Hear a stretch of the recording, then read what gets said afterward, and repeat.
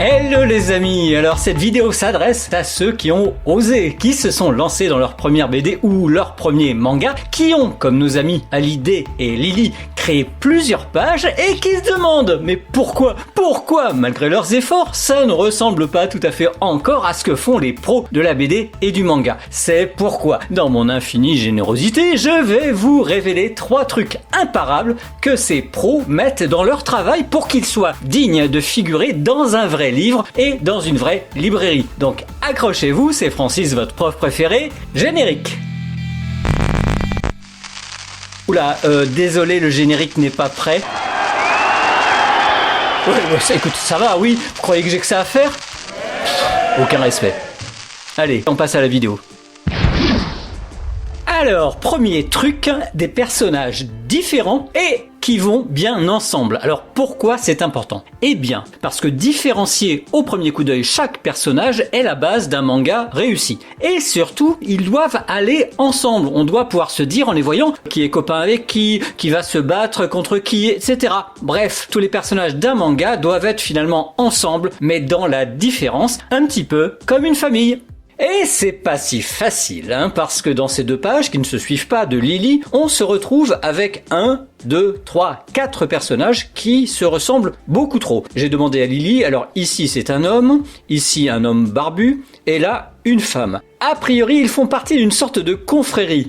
Ici, un 4e personnage, une femme aussi, je crois. Alors, ils ont une tenue, un vêtement similaire, une sorte d'uniforme. Ok, si c'est logique par rapport à l'histoire, mais on a, par exemple, beaucoup de mal à différencier lui et elle juste en regardant le dessin. La forme de visage est presque la même, et sans la lune sur le front ici et la mèche là, on pourrait se dire que ce sont les mêmes personnes. Alors, Lily va mettre des couleurs, donc ça sera peut-être un peu plus clair, mais la règle, les amis, retenez bien, c'est ceci. Si dès l'étape en noir et blanc, ce n'est pas clair et facile à comprendre ou à différencier, alors le lecteur aura toujours des difficultés à comprendre les choses à la fin et donc du mal à apprécier vraiment votre BD ou votre manga. Alors, ce que j'ai conseillé à Lily pour améliorer ça, notamment, mais pas que pour différencier un petit peu plus les hommes et les femmes par leur physique, bon, déjà, pour créer des personnages différents mais qui vont bien ensemble, il faut à un moment les dessiner ensemble sur le même dessin. C'est une période de croquis qui peut être très intéressante et que moi, perso, j'adore.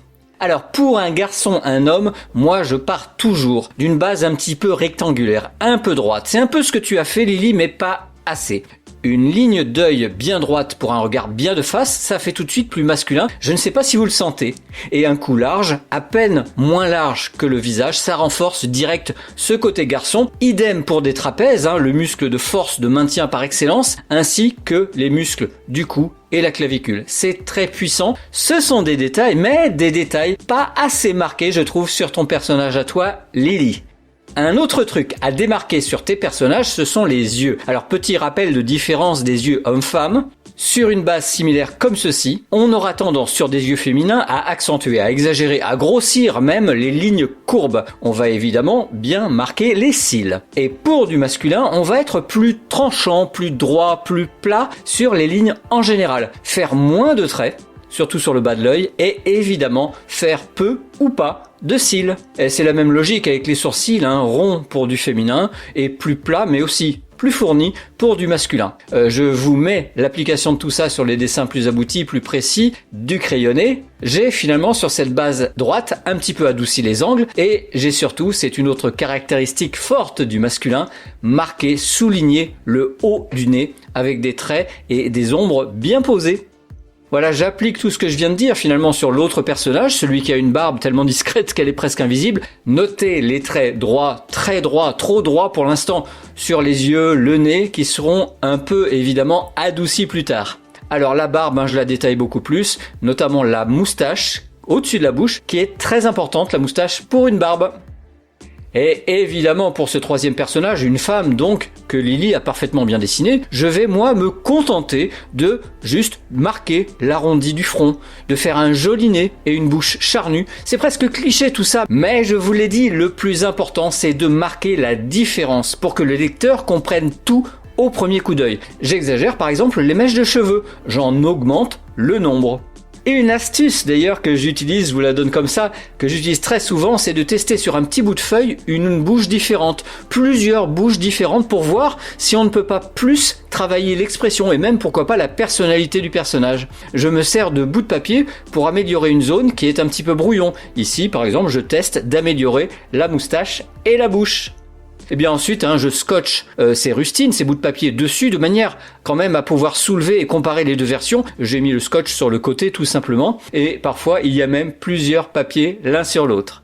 Et je vous montre, j'ai fait une version ancrée au stylo rapido, ça reste dans mon style à moi, mais il me semble quand même, par rapport à cette première version de tes personnages, il me semble qu'on est plus différencié, et du coup, le costume similaire, l'uniforme similaire, ici la capuche, ça passe mieux. Et surtout, le fait de les avoir dessinés ensemble, ça permet de voir, de vérifier s'ils sont intéressants ensemble. Est-ce que ensemble, ils donnent envie de lire leurs aventures?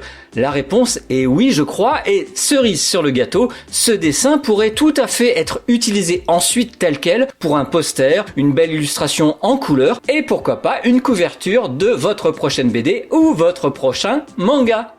Deuxième truc bien associé, les détails et l'énergie. Alors pourquoi c'est important? Eh bien, comme sur ces pages de Hallyday, on voit des dessins énergiques, il y a de l'action, et il y a des détails, plein de petits traits ici ou là. Mais ce n'est pas tout à fait bien associé comme dans un vrai manga. Prenons cette double image comme exemple, ce sera plus simple pour expliquer. Un dessin vraiment réussi a toujours deux zones. Il y a 1. La zone d'énergie, ici, donc la colère plus ou moins. La zone d'énergie a pour mission d'attirer tout de suite notre attention de lecteur. Et en zone 2, il y a des détails. Ça pourrait être ça et ça. Le but finalement de cette zone de détail est de retenir notre attention un peu plus longtemps, de nous laisser apprécier, déguster, aimer un peu plus longtemps le dessin. Mais si on a parfois tout donné sur cette zone d'énergie, on bâcle parfois la zone de détail et c'est même très fréquent. Les détails, sachez-le, doivent toujours être crédibles et faits correctement.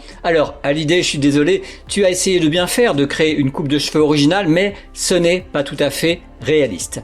Je la refais, donc je dessine en premier cette belle zone d'énergie, j'encre, je rajoute des jolis traits, je fais de vraies variations d'épaisseur, etc. Bref, je booste un tout petit peu cette zone d'énergie. Voilà, ça c'est fait. Alors la silhouette, le contour des cheveux peut aussi faire partie de la zone d'énergie, on le voit ici, c'est très bien.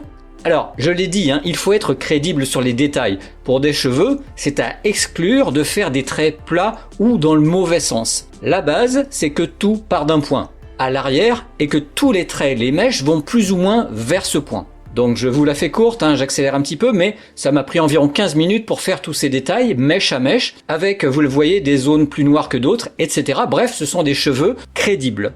J'ai aussi, regardez, travaillé cette zone en détail. Alors il faut éviter en général les hachures trop droites comme ceci, mais aller plutôt vers des hachures courbes. Tout simplement parce que c'est pour des épaules qui ont dessous une forme ronde, ok? Au final, ça donne un résultat plus réaliste dans le détail et ça fait finalement toute la valeur de cette zone.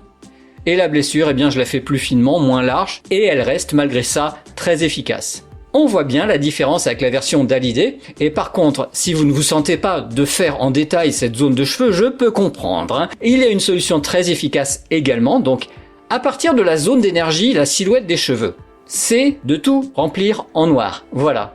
Et de faire plutôt la zone de détail sur le décor par exemple. Donc astuce, si vous n'avez pas d'idée, vous avez le droit d'aller picorer, emprunter ou voler des idées de décor sur vos mangas préférés.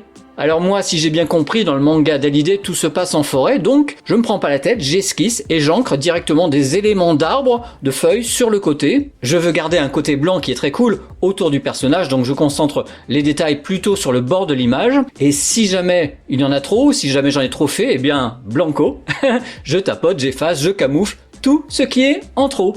Et voilà, là aussi, nous avons notre ratio énergie, avec détails ici et là. Bref, un ratio qui fait pro comme pour les mangaka. Troisième truc, retourner les images. Alors pourquoi c'est important? Et je vais vous l'expliquer directement avec mon logiciel de dessin.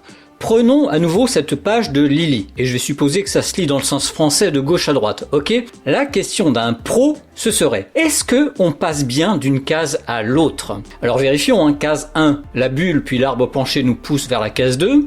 la bulle et le vêtement vers la case 3, nickel. Et là, c'est l'accident. Le regard et le bras nous poussent vers la case 5 sans passer par la case 4. Aïe!